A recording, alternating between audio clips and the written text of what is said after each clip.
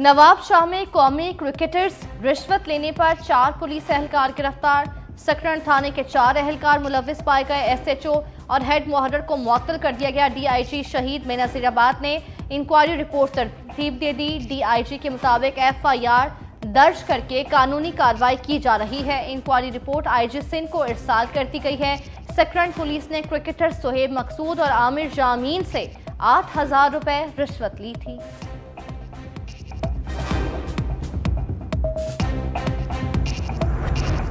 PTI का रवां हफ्ते इंट्रा पार्टी इलेक्शन कराने का फैसला। पाकिस्तान तहरीक इंसाफ की कोर कमेटी का अहम तरीन इजलास। इंट्रा पार्टी इंतखाबात समेत अहम उमूर पर गौर किया गया। पीटीआई की कोर कमेटी के जराये का कहना है कि पीटीआई ने चेयरमैन पीटीआई की मुशावरत से इंट्रा पार्टी इलेक्शन कराने का फैसला किया। जराये के मुताबिक चेयरमैन पीटीआई बिला मुकाबला पार्टी चेयरमैन रहेंगे। पार्टी में बाकी ओहदों पर इंतखाबात करवाए जाएंगे। इलेक्शन कमीशन ने तहरीक इंसाफ को 20 रोज में इंट्रा पार्टी इलेक्शन कराने का हुक्म दिया था।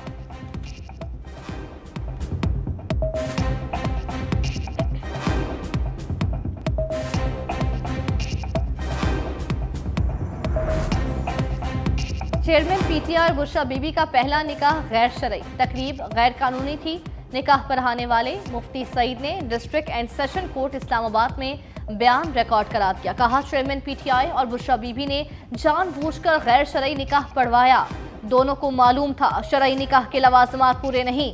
पहला निकाह पढ़ाने के लिए लाहौर गया। पूछने पर दुल्हन की बहन ने बताया निकाह के लवाजमात पूरे हैं। मुझे बताया गया कि 1 जनवरी 2018 को निकाह हो गया तो चेयरमैन पीटीआई बड़े ओहदे पर फाइज हो जाएंगे।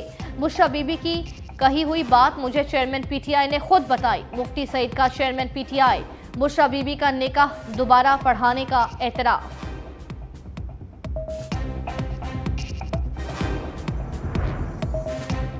बुशरा बीबी ने पेशगोई की थी 1 जनवरी 2018 को निकाह हुआ तो चेयरमैन पीटीआई वजीर आजम बन जाएंगे। गैर शरई निकाह केस में मुफ्ती सईद और ओन चौधरी के बयानात का लंबन। ओन चौधरी ने अदालत में बयान दिया, सरबराह तहरीक इंसाफ ने रिहाम खान को तलाक बुशरा बीबी के कहने पर दी। वो रूहानी सुकून के लिए बुशरा बीबी के पास जाया करते थे। मीडिया से पता चला निकाह इद्दत के दौरान हुआ। दूसरी बार होने वाले निकाह में बतौर गवाह शरीक हुआ। गैर शरई निकाह केस की समाअत 2 दिसंबर तक मुलतवी। आइंदा समाअत पर तीसरा गवाह बयान कलमबंद कराएगा।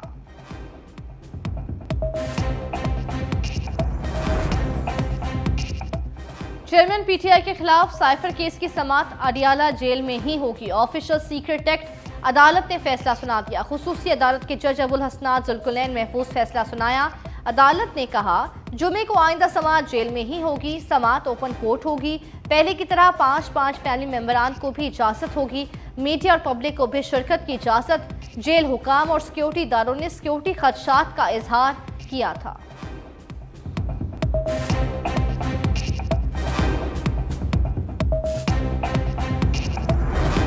एक 120 सीटें जीतने का दावा करने वाले 20 भी नहीं हरकत कर सकते। कौन कितने पानी में है 8 फरवरी को पता चल जाएगा। रहनुमा पीपल्स पार्टी फैसल करीम कुंडी की न्यूज कॉन्फ्रेंस। कहा, एक और सिलेक्शन हुई तो मुल्क मुआशी तौर पर तबाह हो जाएगा। कुछ इलाकों में अमन अमान की सूरत हाल खराब है।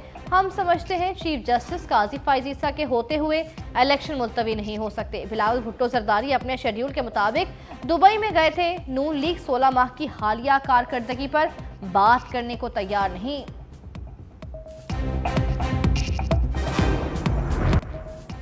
पाकिस्तान स्टॉक एक्सचेंज में नई तारीख रकम हो गई। कारोबार में जबरदस्त तेजी के बाइस पहली बार 60,000 की नफसियाती हद पार हो गई। 100 इंडेक्स 918 पॉइंट्स इजाफे के साथ 60,845 पॉइंट्स पर बंद हुआ। इंडेक्स में इजाफे की वजह मुत्तहिदा अरब अमारात की जानिब से बड़ी सरमायाकारी की खबर है। नवंबर में 100 इंडेक्स 8,000 पॉइंट से ज्यादा बढ़ चुका है।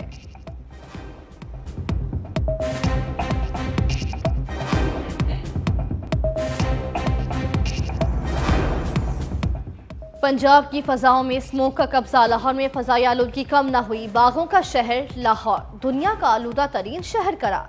शहर का मजमूई एयर क्वालिटी इंडेक्स 271 तक पहुंच गया। कराची दुनिया का दूसरा आलूदा तरीन शहर करार।